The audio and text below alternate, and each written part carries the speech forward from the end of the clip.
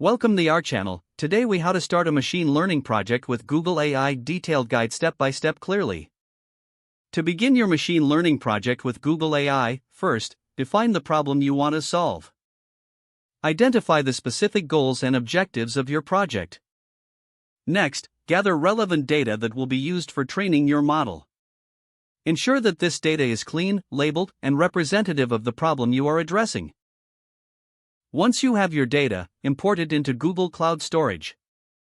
Set up a Google Cloud project if you haven't done so already. Navigate to the Google Cloud Console and create a new project.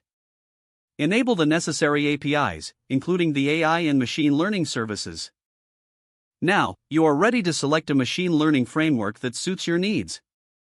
Google offers several options, such as TensorFlow, AutoML, or BigQuery ML. Choose the framework and set up your development environment accordingly. Prepare your data for model training, which includes data normalization and splitting the dataset into training, validation, and test sets. Begin building your model by selecting the appropriate algorithm based on your problem type.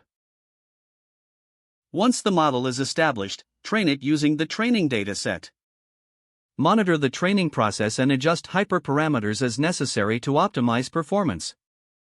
Evaluate your model using the validation set to ensure it is making accurate. If fine-tuning is needed, adjust the model parameters and retrain as necessary.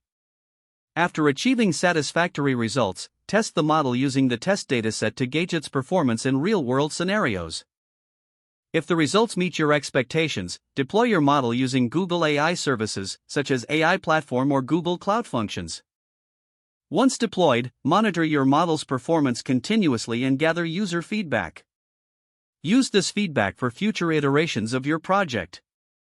Document your process thoroughly to assist in scaling or revisiting the project later. Finally, consider sharing your findings and models with the community to contribute to collective knowledge.